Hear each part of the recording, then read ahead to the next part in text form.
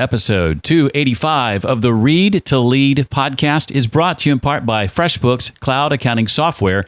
Get access to all FreshBooks features when you try it out free for 30 days. Find out more at freshbooks.com/read to lead and enter Read to Lead in the How Did You Hear About Us section.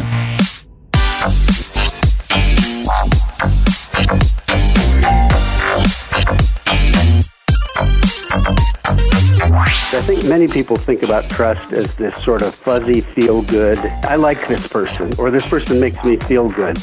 But trust is really a pretty hard-edged concept that can be measured, it can be analyzed, you can get better at it. Hello there, and welcome to the Read to Lead podcast. I'm your host, Jeff Brown, and this is the podcast that's dedicated to your personal and your professional growth. And other than actual experience, I can think of no better way to grow personally and professionally than through reading. We tackle a new book each and every week here on the podcast by diving deeper into it through a conversation with the book's author. And the author visiting us today is JetBlue Chairman Joel Peterson. He's written the book called The 10 Laws of Trust, Building the Bonds That Make a Business Great. I'll be asking Joel to share about how big a problem exactly is a lack of trust in the typical American company. How hard is it to change a culture of mistrust into a culture where most people feel they can trust their colleagues and bosses? How do millennials react to Joel's strong positions on trust? And much, much more. And just before we get to that, I want to recommend a great podcast to you. It's called The Red Podcast, the marketing podcast for experts. It's hosted by my friend David Hooper. We've been friends for several years now. In fact, we were part of the team that helped launch the Nashville Podcasters Group several years ago. He's more involved in it today than I am. But his podcast is all about turning your expert knowledge into income, building your authority, and delivering your message in a way that makes an impact. It's going to help you reach more people and make more money. I'll put a link to it in the show notes. In fact, I recommend you check out his two most recent episodes called The Panic Attack, Part 1 and Part 2. Very compelling story about his experience with a panic attack while giving a public talk. I learned so much from listening. I think you will too. Again, it's called The Red Podcast. Link in the show notes. You'll find those at readtoleadpodcast.com/285 for episode 285. Joel Peterson is the chairman of JetBlue Airways and the founding partner of Peterson Partners, a Salt Lake City-based investment management firm. He is also on the faculty at Stanford University and has been since 1992. After 3 careers, 4 decades of marriage, and 7 kids, in addition to demanding roles as CFO, CEO, chairman, lead director, adjunct professor, founder, author, entrepreneur, and investor, Joel is often sought as a mentor and coach by leaders and aspiring leaders. Now, his latest book, written with David Kaplan, just re-released in an expanded edition and is called The 10 Laws of Trust, Building the Bonds That Make a Business Great. Joel, it's a delight to talk to you and have you here. Thank you so much for being a part of Read to Lead. Well, I'm delighted to be with you, Jeff. Well, I love one of the very first things you say. I think it's in the introduction of the book. You talk about how you lack the paranoia gene. You just kind of grew up trusting everybody. Tell me a little bit about your upbringing and background. Oh, I was born in Iowa, grew up in Michigan. My father was a college professor. I was the oldest of 5 children. And my parents just trusted me. They expected the best out of me. And some of my friends said that when I was 12, I was 40. I had the mindset of a 40-year-old because I just, I didn't do crazy things and I could be trusted. And their parents liked me because they knew if I was with them, they'd not get into trouble. So why a book in 2016 about trust and why an expanded edition now? Well, I think trust is the kind of the most powerful tool to an effective leader, and I think it was under stress in 2016. I think when you looked at the presidential candidates, at least, I read surveys that said they were mistrusted by 2/3, both of them were mistrusted by 2/3 of the electorate. And then we see trust levels of, Congress, lawyers, business executives, the press, and everything declining. So it seemed like it was, in my business experience, trust was a really powerful way to get things done. It makes things faster, more flexible, more innovation, et cetera. So it just felt to me like somebody ought to kind of factor analyze trust and give people a bit of a map for building high trust organizations. The reason it was expanded and republished was because two reasons. One is that HarperCollins bought AMA, and they looked through the titles that they had picked up from that, and they thought, gosh, this is a pretty good one. I wonder if we shouldn't re-release it. And then they asked me, what are the questions that people have been asking you about it? What have been the problems with the first edition? I said, well, there are two. One is everybody asks about betrayal, because if you never trust, you'll never be betrayed. And everybody who's trusted has been betrayed at some level. So talk a little bit more about betrayal. And then the second was, how do I know what the trust level in my team is or in my organization is? People stop talking about it, and leaders don't find out what the actual underlying trust level is until it's too late. So how can we measure trust along the way and then do things to improve it? Well, how big a problem is a lack of trust really, in your view, in the typical American company today? I think it's huge. I don't think you can say it's company-wide, but I think teams, there's conflict within teams. You look at Congress today, it's entirely dysfunctional. There's such a toxic level of mistrust that things don't get done. So everything gets slowed down.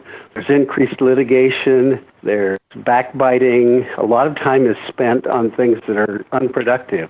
I'm not talking about Congress, I'm just talking about any team that's doing something. If you don't have high trust among team members, things slow down and don't work very well. Imagine a football team where there's not a trust between, say, the quarterback and the wide receiver, that they're going to run the right routes. That'll never work. So people have to get on the same page and really be able to rely on one another.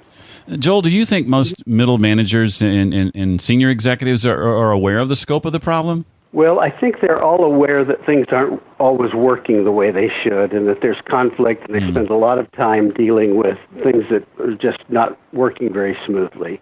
So I think at that level, viscerally, they're aware of it. I don't think many have really thought about trust. I think many people think about trust as this sort of fuzzy, feel-good, I like this person, or this person makes me feel good. But trust is really a pretty hard-edged concept that you can be measured, it can be analyzed, you can get better at it. You can have smart trust or gullibility. I think gullibility is not ever really very helpful.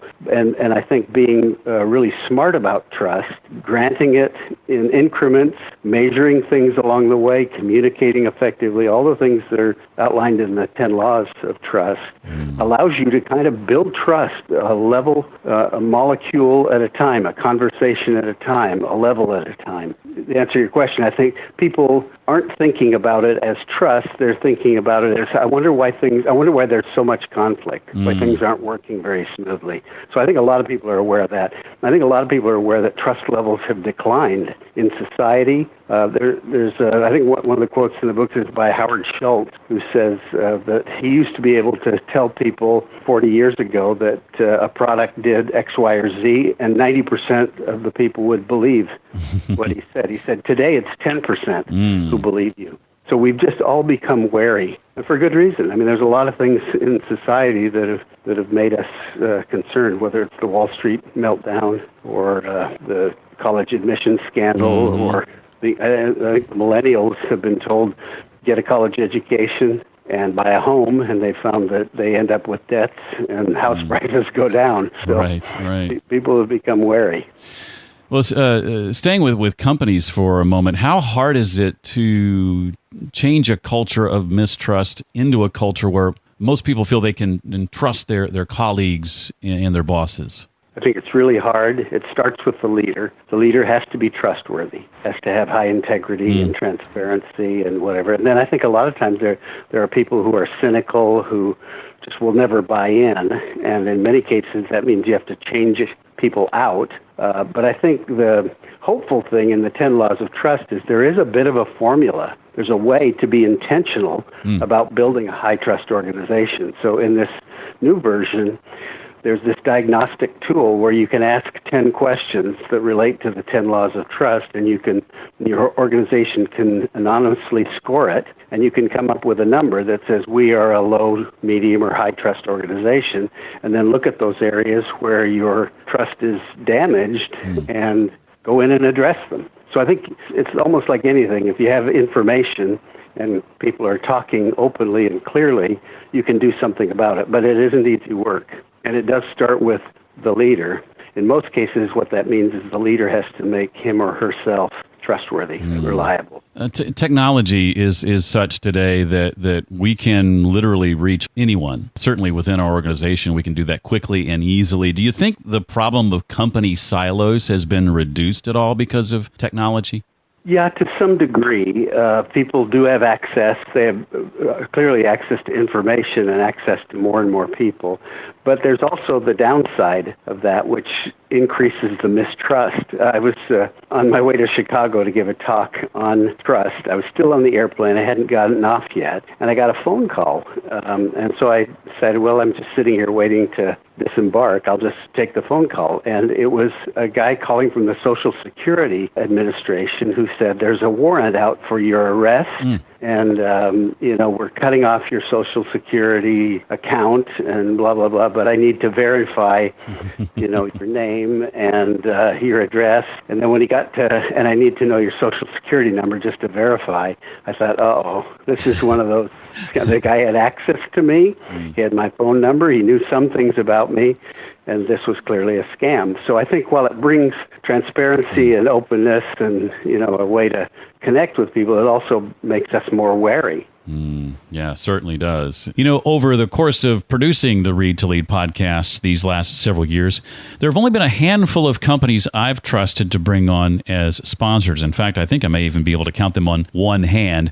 And one of those that's been around the longest is FreshBooks cloud accounting software. Software I'd been using already in my own business for 6 or 7 years before they came on as a sponsor. Talk about trust. I fully trusted FreshBooks. And after 10 years of using their software, I can confidently say you can too. If you're running a small business, I believe there's no better cloud accounting software solution. And they're making it easy to check it out to see if it is indeed right for you with a free 30-day trial. During the trial, you get to play with all of FreshBooks features, not just some of them, but all of them. Take it for a test drive and see if it makes sense for you and your business. I think you'll find that it will. To do that right now, visit freshbooks.com/read to lead and enter read to lead in the How Did You Hear About Us section. And I'd love to hear about your experience with FreshBooks, whether it's during the trial or if you're already using their software. Who knows? We might even feature your business here on Read to Lead. That's freshbooks.com/read to lead to try it out right now. What would you say, Joel, are some ways that a high trust culture actually saves a company money in the long run? Well, I think there are many ways. I think one of them is this idea of, not having to have everything contractually buttoned down, not having to have lawyers involved in everything. I mean, if you've ever done deals with lawyers involved, it slows everything down. They play a valuable role, and I'm not dissing lawyers. I'm just saying, where there's mistrust, you have to look a lot at remedies and big, thick contracts, and everything slows down that way. Another is there are recriminations. When people don't trust each other, they spend time in recrimination and blame and assigning responsibility for things that didn't go right. Another is that they don't innovate as much. Innovation is this messy process where you really try things out that don't work. And so the process of innovation means getting things out prematurely, going to market, getting feedback, and changing and refining. Well, if there's low trust and recrimination, people innovate much more cautiously and more slowly. One of the reasons that these little tiny companies are so much better at innovation than the bigger ones where there are more politics. So I think it saves time, it saves money, and it's a much happier way to go about life. One of your laws talks about correcting trust breaches immediately. Should leaders drop their other priorities when there's a breach of trust? Is that what you're saying? Yes. Say a little bit more about it, because really what happens is the typical breach of trust is something where somebody disappoints you. And it may be because there was poor information, or there may have been an intervening variable that came in and kept them from delivering. Because trust either is built or destroyed relative to the delivery on promises. So if people deliver on promises, they build trust. If they fail to deliver on promises, trust is destroyed. So having an open way of dialoguing about this thing allows you to fix minor breaches of trust that may come from a lack of understanding or an intervening variable or something that you can address. Usually what happens if people don't, it gets worse. The gap grows bigger until finally something breaks. People explode. They leave. They don't get promotions, whatever happens. But now that's one kind of breach of trust. There's another kind where people really do something that is intentionally bad, intentionally violate someone's trust. And that's a different approach. But most breaches of trust are these ones that are just something happened. There was misunderstanding. And I think it is the job of the manager, of the leader, to address those things in real time.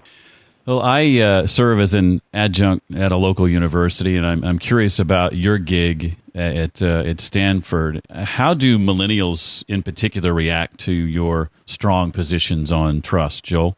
I think more than anything, they're relieved. I had somebody say that Joel is an old school guy, and I think old school means a bunch of things that I see as positive. Now, they may be saying something else, too. I don't know. But I think that's what they mean. I think they're relieved. I think they've become wary.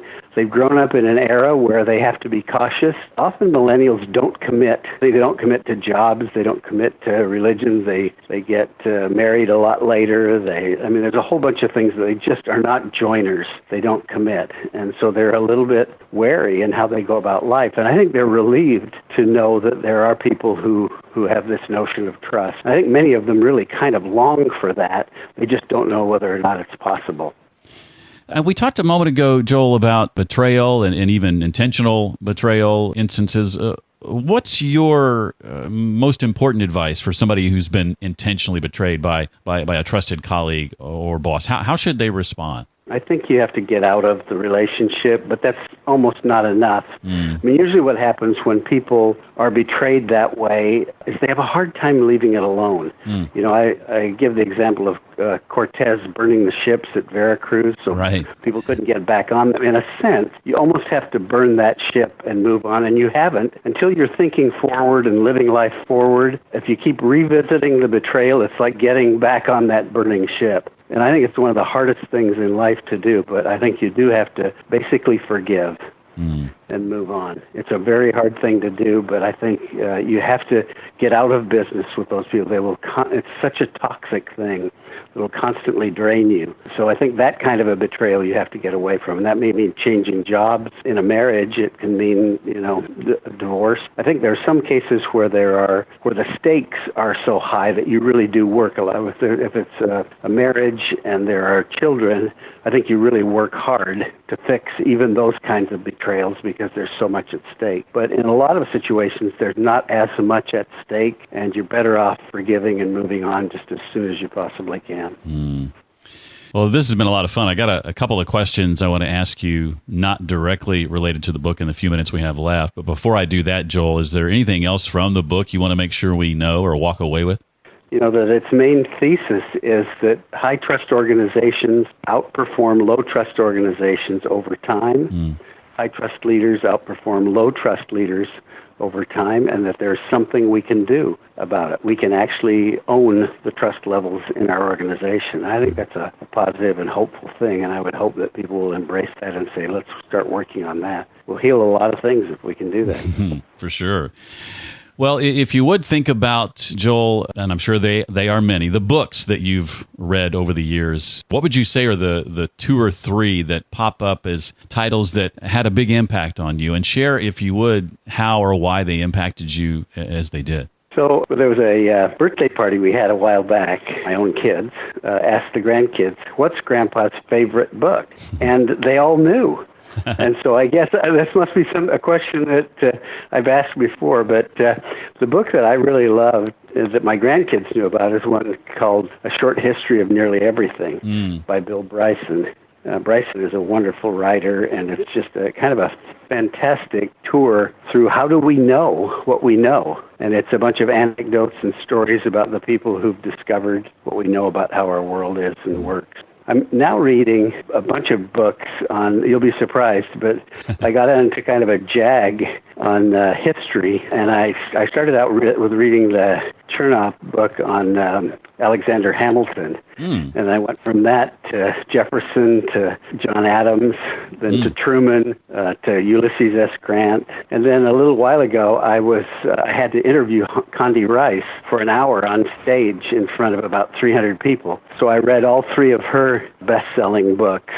And I'm now in the midst of this book, Churchill, A Walk with Destiny by Anthony Roberts. And you can kind of tell that there's a theme there in sort of understanding how the world is and works and who are the characters that we can study. And part of that is a desire to find mentors in life. You know, everybody's interested in having a mentor, but we can't always have flesh and blood mentors. Right. But there are a lot of them that are available to us in history. Many, many lessons that we can learn as would-be leaders by studying these biographies. You're preaching to the choir now. I love presidential biographies. Much like you, several years ago, I went on a kick where I read several back to back, and I have a whole. I'm looking over here to my right. I have a whole stack of them on my bookshelf. So definitely speaking my language for sure. Well, you mentioned your recent talk in Chicago. I know public speaking is something you obviously do on a regular basis. I'd be curious to know, Joel, your tips for delivering a talk that's going to truly land with your audience, impact them, and be memorable to them. I should be asking you that question. I need to get better at it. But I do, to me, audiences only will remember, and I'm saying this as a member of audiences, you only remember a couple of things. I think it's really important to have a few takeaway points that you want to make. I think it's important to be reading the audience and be flexible. I like to have speeches be two-way. In other words, I like to have interaction with the audience as much as possible. So every once in a while, I'll cold call or just get audience participation. Now, this may be from my experience as a teacher, but I find in teaching, I have a rule that says have every student make a noise within the first 3 sessions of class. And if they do, they're engaged forever. They've got skin in the game, and if they don't, they can drop out pretty easily. So I try to look for audience engagement. And I think stories, watching them and interacting with them makes that much more likely. You put my mind at ease. I recall just a couple of weeks ago with my new class having everybody go around the room and tell a little bit about themselves and their dreams and where they're from and things of that nature. So everybody got involved. So hearing you say that, I'm like, oh, I did something right. That's good. Well, it's funny. I asked this one of these groups I was talking to, how many of you have been betrayed? How did it feel? You know, and even just an open-ended question like that, and often where there's emotion, where it's colored. You know, there's something in it where they're feeling something. They're much more engaged than if it's just an intellectual exercise. So I think questions and getting people to talk, you know, you want to have them be participants in whatever it is you're doing. So I think you and I are on the same wavelength there. Awesome. Well, finally, what's next for you, Joel? What's coming up that you're working on and excited about? Well, I'm actually working on another book that will come out by HarperCollins next spring. I had started calling it Running Stuff. I love that title, and most of my friends really liked it. But when HarperCollins went out and did market testing on it, they said it attracts joggers.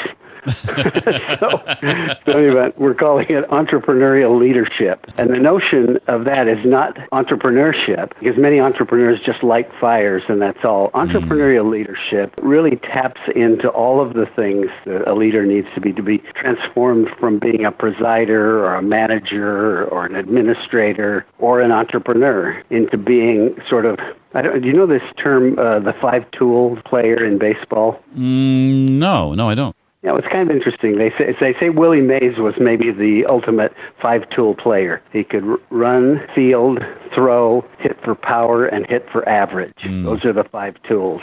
So most players are good with a couple of the tools, and most leaders are good with either being managers or entrepreneurs or whatever. The entrepreneurial leader, however, is good with all 5 tools. And so it's really to try to kind of capture, you know, what is it? So I give people a bit of a formula for how do you go about becoming one of these. So it's a bit of a checklist, cookbook, series of stories where people can develop this 5-tool ability to be an effective leader. Love it. Well, Joel Peterson is the chairman of JetBlue Airways, and the book re-released is called The 10 Laws of Trust, Building the Bonds That Make a Business Great. This was a lot of fun. Joel, again, thank you so much for taking the time to do this. I know you've probably got a very busy schedule, and I am so thrilled that you chose to spend a few minutes with me today. My pleasure, Jeff. Anytime. For a summary of our conversation, including the links and resources Joel and I mentioned, simply go to readtoleadpodcast.com/285 for episode 285. Please do remember our sponsor, FreshBooks Cloud Accounting Software, and their free 30-day trial available to you right now. FreshBooks.com/readtolead and enter Read to Lead in the How Did You Hear About Us section. And be sure and check out the Red podcast hosted by my friend David Hooper. A link to that podcast is also listed in the show notes. For questions, comments, or feedback on Read to Lead, you can write me directly. It's jeff@readtoleadpodcast.com. I'm so glad you decided to spend a few minutes with me today, and I look forward to seeing you next time for the next episode of the podcast. Until then, remember, leaders read and readers lead.